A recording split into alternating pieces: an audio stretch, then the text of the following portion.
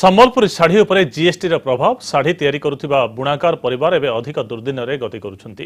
GST लागू ହେବା ପରେ କଞ୍ଚାମାଲ ଦର ହଠାତ୍ ବଢ଼ି ଯାଇଛି। ଫଳରେ ବୁଣାକାରଙ୍କର ମୁଣ୍ଡରେ ପଡ଼ିଛି ଚଡ଼କ।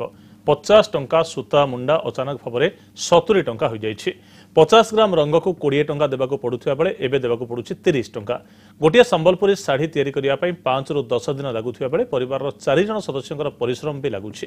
ଗୋଟିଏ ଶାଢ଼ୀରେ ବୁଣାକାର ପରିବାର 300 ରୁ 400 ଟଙ୍କା ଲାଭ ପାଉଥିଲେ ବି जीएसटी प्रभाव में बुणाकर समस्या बढ़ी जाइए।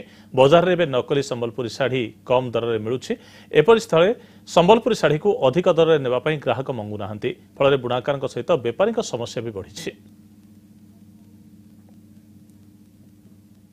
जीएसटी लगला माने सब सूतार रेट तो बढ़ई दौरान जेनटा आम 27 टका मुड़ा आनुतु यहाँ 70 टका ऊपर को मुड़ा गलानी हमको कौन पोषाऊे बेले सार जेनटा कुटुम चलो एंता बाहर के तो ऊपर को उठवार नहीं बढ़ावा ले चाहूँ जे से माज मैंने फिर बढ़ाले तो समस्त बोले जाक बढ़ाबे कहूँ नहीं बोले तो ऐसे सूतार रेट माने बढ़ी जाइए रंग रेट बढ़ी जाइए नहीं पोषाबार करूँ नहीं कले नहीं चले पेट बोली करवा लगे बाध्य एबे तक तो रेट बढ़ी किए नहीं नबाकू बुनकर माने हमनो आगे जदि जीएसटी लगी जदि से सूतारे आउ कलर रे जदि रेट बढ़बो बले सेथि जेटा अधिका हो सेटा बढ़ाबे। हां व्यापार तो हेई पारे और टिके कमी जो लेकिन जे संबलपुरी साड़ी पिनवा लोग तो से संबलपुरी साड़ी पिनबो हां व्यापार टिके कमी जो।